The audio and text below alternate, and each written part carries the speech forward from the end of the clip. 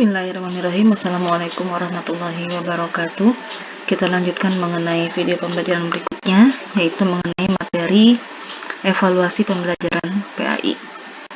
Mata kuliah MK PAI jurusan PAI semester 6, STPU Majalengka. Saya tidak akan menjelaskan secara detail, saya akan menjelaskan hanya beberapa slide saja. Silakan nanti kalian baca atau pahami atau dalami yang lainnya, agar menghemat waktu, tidak terlalu lama. Oke? Ya, kita lanjut. Sebenarnya apa sih tugas pendidik? Pendidik itu kan tugasnya, atau guru itu tugasnya adalah mendidik, mengajar, membimbing, mengarahkan, melatih, menilai, dan mengevaluasi peserta didik. Ini, mengevaluasi peserta didik. Kalian adalah calon guru, berarti kalian harus bisa melakukan evaluasi. Jadi, tugas guru bukan hanya merancang pembelajaran, bukan hanya melaksanakan pembelajaran di kelas, tapi juga ini sangat penting, yaitu mengevaluasi proses dan hasil belajar. Ini yang seringkali tertinggal oleh guru atau tidak secara optimal dilakukan oleh guru, karena ini biasa di akhir. Jadi kadang-kadang ada beberapa guru yang melakukan tembak nilai gitu, lihatnya dari keseharian. Itu jangan kita lakukan. Oke? Ya, berikutnya keterpaduan tujuan, proses, dan evaluasi. Jadi yang namanya evaluasi itu akan dipengaruhi oleh tujuan, akan dipengaruhi oleh KBM, dan nantinya juga evaluasi akan mempengaruhi KBM dan akan mempengaruhi kembali tujuan. Tujuan akan mempengaruhi KBM, KBM akan mempengaruhi evaluasi, dan evaluasi juga akan mempengaruhi KBM. Maksudnya apa? Hasil evaluasi bisa memberikan masukan kepada kita, sudah efektifkah KBM yang kita lakukan? Sudah benarkah tujuan yang kita rumuskan? Jika ternyata hasil evaluasi peserta didik kita sangat rendah, berarti ada yang salah nih dengan KBM-nya. Apakah model pembelajarannya kurang tepat? Metodenya kurang tepat?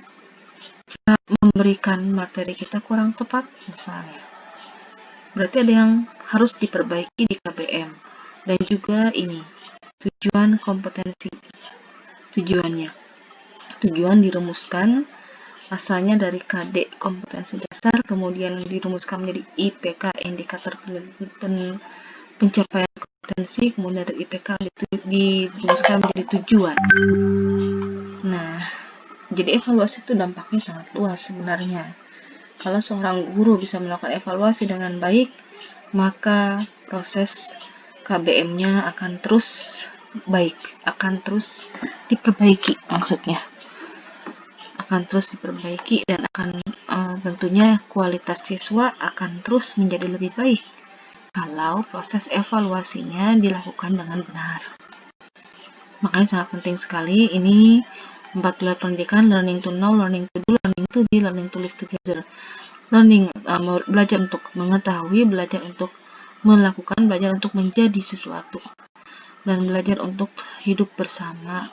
Ini tujuan dari pendidikan. Makanya evaluasi kita harus bisa nih mengetahui apakah siswa sudah learning to know, apakah siswa sudah learning to do, apakah siswa sudah learning to be, dan apakah siswa sudah bisa nantinya belajar hidup bersama di masyarakat. Untuk secara umumnya, lanjutlah. Ini ada evaluasi assessment.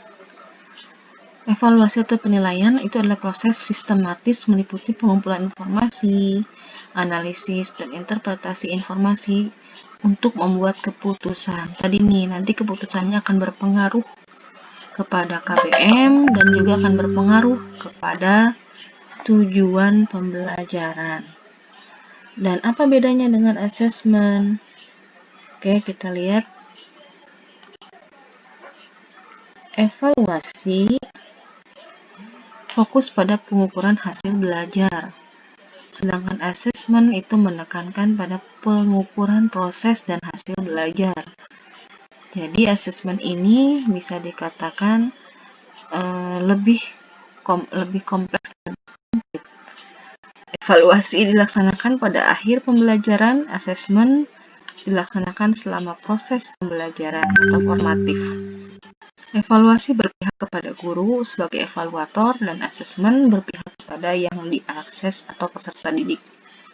Kita sebenarnya harus melakukan keduanya, yaitu evaluasi dan juga asesmen. Kenapa? Karena ini nantinya evaluasi ini nantinya akan memberikan feedback kepada guru tadi. Bagaimana proses KBM-nya, sudah efektifkah dari evaluasi ini? Bagaimana tujuan yang dirumuskannya, sudah benarkah? Itu evaluasi. Sedangkan asesmen nantinya berpihak kepada siswa. Jadi asesmen itu nantinya akan bisa menentukan apa sih potensi siswa sebenarnya, bagaimana tingkat kognitif siswa sebenarnya. Itu asesmen. Apakah siswa ada di level A atau di level 1, level 2, level 3, kemampuan kognitifnya. Itu bisa dilihat dari asesmen ini. Atau misalnya siswa lebih kepada kognitifnya, atau siswa lebih kepada keterampilannya, kemampuannya, atau siswa afektifnya sangat bagus misalnya, kemampuan sosialnya sangat bagus misalnya. Itu bisa dari asesmen. Nah, ini lagi-lagi 3 hal ya yang akan dievaluasi atau dinilai, yaitu pengetahuan, keterampilan, dan sikap. Pengetahuan bisa dengan tes tulis, tes lisan atau penugasan, sedangkan keterampilan bisa dengan kinerja, proyek, portofolio. Penilaian kinerja itu biasanya penilaian praktek. Penilaian proyek biasanya kita memberikan proyek kepada siswa, misalnya membuat video urusan jenazah misalnya. Portofolio itu biasanya berupa file-file yang kita minta dikumpulkan oleh siswa. Contohnya misalnya siswa membuat peta konsep dari materi-materi yang sudah kita berikan misalnya. Nah, itu bisa dijadikan sebagai portofolio. Kemudian sikap atau afektif itu bisa dilakukan dengan observasi. Kita rumuskan apa saja yang kita nilai dari sikap siswa, misalnya kejujuran, kedisiplinan, tanggung jawab. Nah, itu kemudian kita observasi secara langsung oleh diri kita sendiri sebagai guru. Penilaian diri itu bisa diberikan kepada siswa sendiri, dan tentunya berbeda dengan yang tadi, misalnya penilaian diri. Apakah kamu apakah kamu mengerjakan setiap tugas yang diberikan misalnya? Ya atau tidak, itu penilaian diri dan dinilai oleh diri sendiri saja. Kita mengandalkan kejujuran dari siswa. Penilaian teman, nah ini bisa jadikan perbandingan penilaian teman. Jadi kalau penilaian teman bisa jadi pertanyaan yang sama, tapi untuk diajukan untuk teman A, si A atau si B, tapi yang mengisinya si C misalnya. Itu sebagai perbandingan dari sebagai pembanding dari penilaian diri yang diisi oleh mereka sendiri. Kita lanjutkan. Oke, teknik penilaian, teknik membentuk penilaian, ada tes, ada non-tes. Kalau tes tadi tes tertulis, lisan, dan tes kinerja. Tes tertulis bisa objektif, bisa subjektif. Objektif biasanya pilihan ganda, benar salah, isian singkat, jawaban singkat, menjodohkan. Yang jawabannya sudah singkat-singkat ya, sudah pasti. Subjektif ada terbatas, ada terbuka. Biasanya subjektif ini tes tertulis berupa uraian. Terbatas jawabannya panjang tapi sudah mutlak benarnya. Misalnya dalam PAI sebutkan rukun Islam. Itu kan sudah jelas ya jawabannya apa. Uraian tapi terbatas karena jelas jawabannya apa. Kalau terbuka itu biasanya adalah soal-soal uraian yang meminta pendapat, dan itu tidak mutlak benarnya. Jadi setiap pendapat bisa jadi benar seperti itu, tapi nilainya pasti nilainya berbeda gitu. Itu terbuka. Non-tes bisa observasi, bisa wawancara, bisa kuesioner, dokumentasi, sosiometri, portofolio.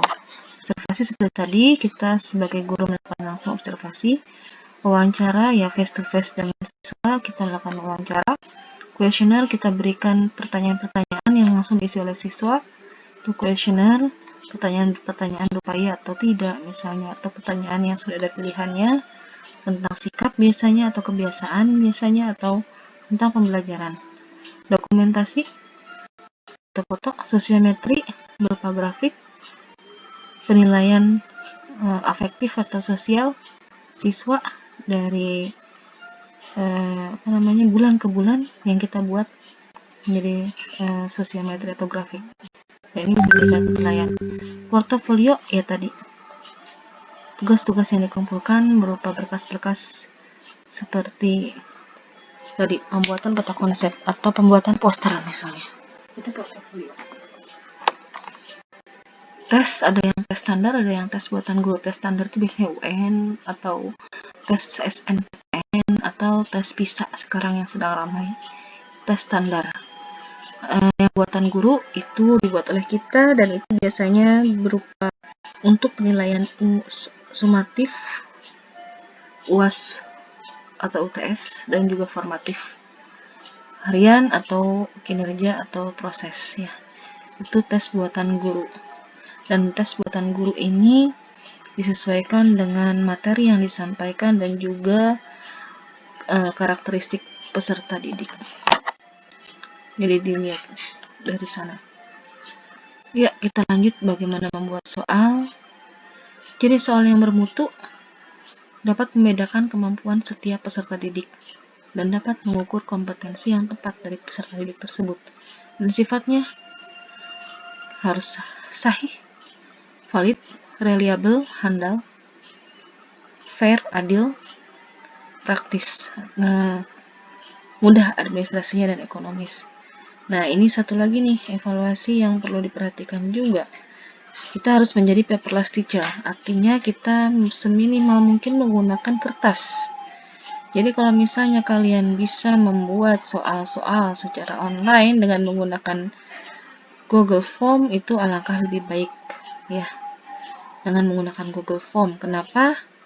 Karena kita bisa menghemat kertas. Kembali tadi ada agak sebelumnya ya, materi sebelumnya kita bisa peduli terhadap alam. Jadi kalian kalau bisa mempelajari mengenai pembuatan soal online. Syarat instrumen penilaian, selanjutnya substansi, konstruksi bahasa ya bisa dibaca. Nah, ini kita mulai memetakan KD atau kompetensi dasar, menganalisis kompetensi dasar. Jadi untuk membuat soal kita harus menganalisis kompetensi dasar.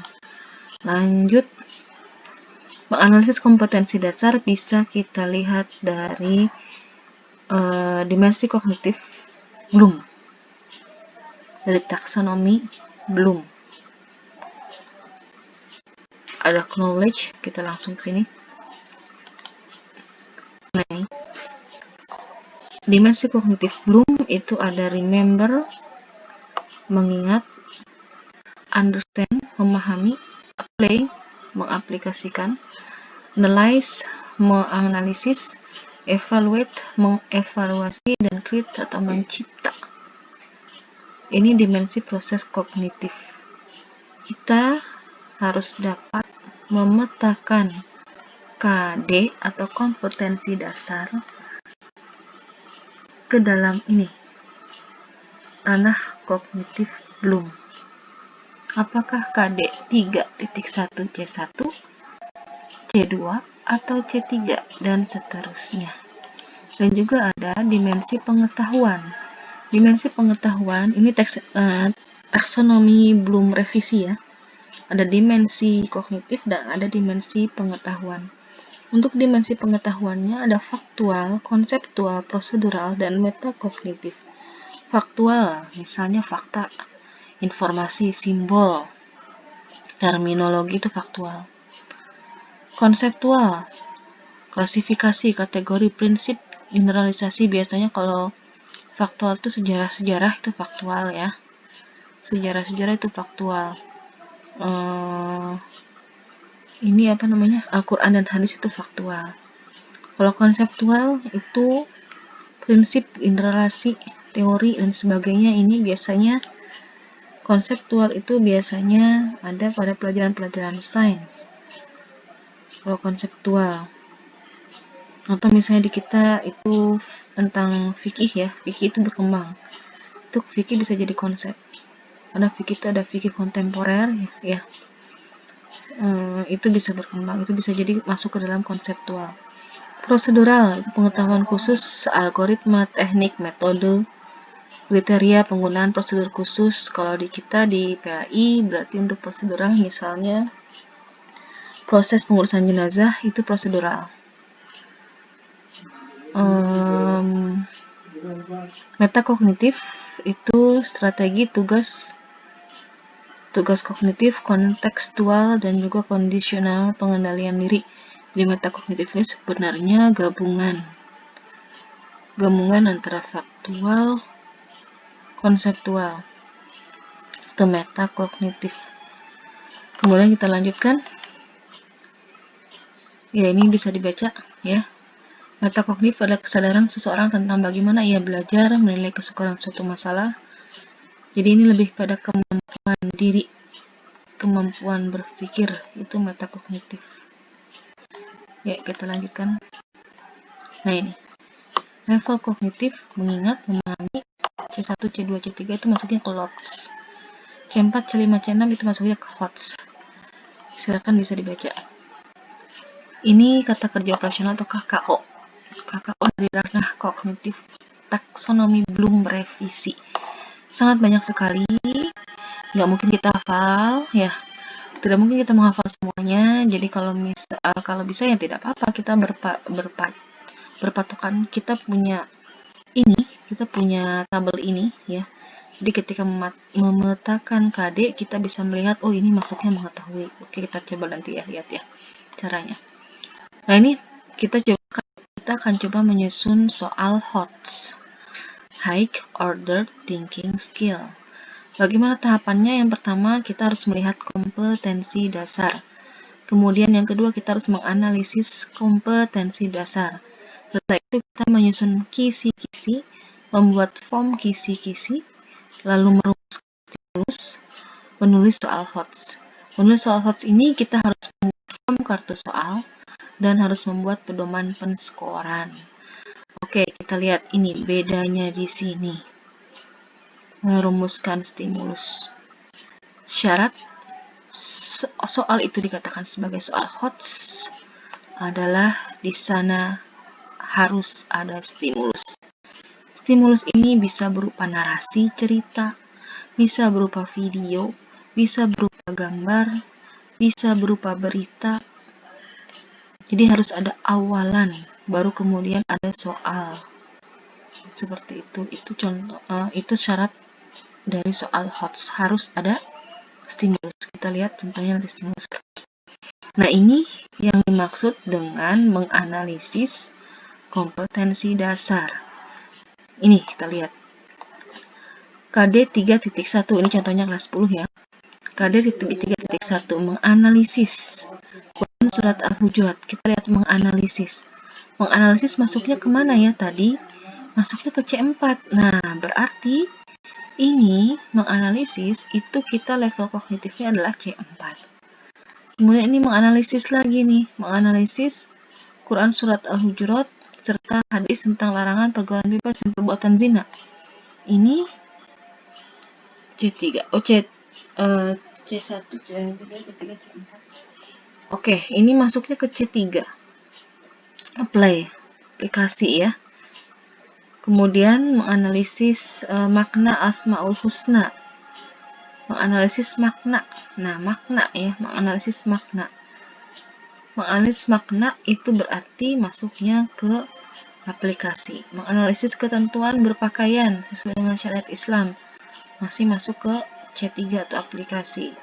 Menganalisis manfaat kejujuran dalam kehidupan sehari-hari itu masih masuk ke C3. Menganalisis kesemangat menuntut ilmu masih masuk ke C3 dan seterusnya.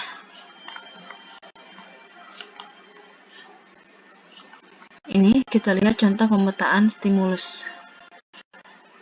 Contoh kita membuat stimulus, misalnya kompetensi dasarnya adalah menganalisis makna al-Asmaul Husna yaitu Al-Karim, Al-Mu'min, Al-Wakil, dan seterusnya. Stimulusnya adalah ini. Disajikan kisah salah satu tokoh yang memiliki sifat Asmaul Husna ini, yaitu Al-Karim, Al-Mu'min, Al-Wakil, dan seterusnya. Kemampuan yang diujinya adalah menganalisis makna dan nilai-nilai dari kisah tersebut. Tahapan berpikirnya apa? Menjelaskan kisah dalam wacana, mengaitkan kisah tersebut dengan relevansi, dan menemukan nilai-nilai dan makna dari kisah tersebut. Lihat di sini. Jadi, ketika soal itu adalah soal HOTS, bukan berarti tahapan berpikirnya harus langsung ke HOTS. Justru, yang dimaksudkan dengan tahapan berpikir, misalnya dia ranah kognitifnya adalah C4, berarti siswa memang paling tingginya nilai diujinya ya C4, tapi dia harus bisa melalui C1, C2, dan C3. Dia harus bisa menjelaskan konsep tersebut, dia harus bisa memahami konsep tersebut, dia harus C2 memahami ya, C3 dia harus bisa mengaplikasikan konsep tersebut, dan baru kemudian dia bisa menganalisis. Seperti itu. Yang paling tinggi adalah menganalisis, tapi dia harus bisa menjelaskan, harus bisa memahami, dan harus bisa mengaplikasikan. Seperti itu. Kita lanjutkan. Jika pertanyaan boleh ditulis di ini ya, nanti di WA group atau di chat YouTube. Nah, ini kisi-kisi soal HOTS. Ini kalian bisa membuat kisi-kisi soal HOTS. Apa saja komponennya? Adik, materi, kelas atau semester, indikator soal, level kognitif dari C1, C2, C3 misalnya ya. Kemudian bentuk soalnya apa? Pilihan ganda kah? Esai kah? Dan nomor soalnya berapa? Misalnya 3.1 menganalisis Quran Surat Al-Hujurat. Kemudian juga hadis tentang kontrol diri. Materinya berarti Quran Surat Al-Hujurat dan hadis. Kelas berapa? Indikator soalnya ini. Disajikan ayat Quran Surat Al-Hujurat 49 ayat 10 atau 12, kemudian juga hadis atau hadis yang berkaitan. Jadi antara nih, silakan indikator soalnya apakah disajikan ayat ataukah disajikan hadis yang berkaitan dengan kontrol diri, prasangka baik, dan persaudaraan. Kemudian siswa dapat menyimpulkan isi kandungan penggalan ayat atau hadis tersebut dengan benar. Ini indikator soal. Ini boleh diberikan kepada siswa. Ya, ini boleh diberikan kepada siswa. Ini yang akan diberikan kepada siswa. Jadi siswa jelas soalnya seperti apa sebenarnya, itu dibolehkan. Nah, ini contoh-contoh soal LOTS. Kita lihat dulu perbandingannya antara soal LOTS, Low Order Thinking Skill, dengan HOTS ya. Kita lihat. Ini contoh soal LOTS atau tidak HOTS ya. Kita langsung lihat. Langsung seperti ini, tidak ada stimulus. Nama-nama Allah Subhanahu wa Ta'ala yang indah disebut dengan Asmaul Husna. Kita sebagai orang yang beriman kepada Allah hendaklah bisa meratakan sifat-sifat tersebut. Nah, pernyataan di bawah ini merupakan penerapan dari sifat al-adl adalah ini. Ini tidak ada stimulusnya. Kita lihat coba yang soal tidak HOTS. Kenapa? Karena hanya diperlukan pemahaman saja tentang Asmaul Husna. Ya. Kita lanjutkan. Contoh soal HOTS. Ini tentang sejarah. Kita lihat bedanya. Nah, ini yang namanya stimulus. Ada narasi. Perkembangan Islam di Indonesia tidak lepas dari strategi yang dilakukan oleh pendakwah saat itu dan seterusnya. Ini yang disebut sebagai stimulus. Ini berupa narasi berarti stimulusnya. Terkait dengan narasi di atas, berikut yang tidak termasuk contoh strategi dakwah di era milenial adalah ini contoh soal HOTS. Sebelumnya ada stimulus, baru kemudian ada pertanyaan. Itu ciri khas dari soal-soal HOTS. Harus ada stimulus. Oke,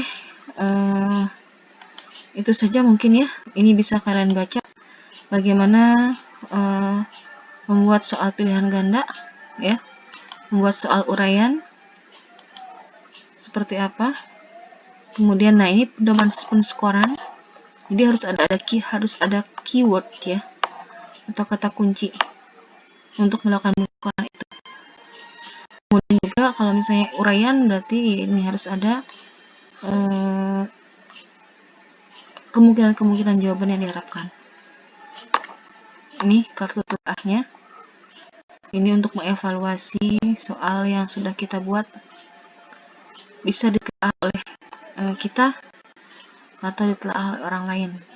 Baiknya ini ditelah oleh orang lain atau teman sejawat kita ya. Oleh kita juga tidak apa-apa.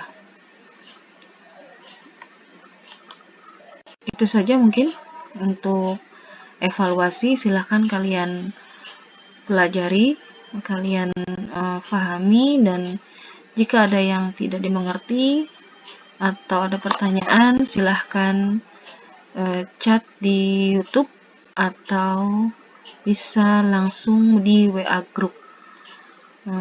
Terima kasih. Wassalamualaikum warahmatullahi wabarakatuh.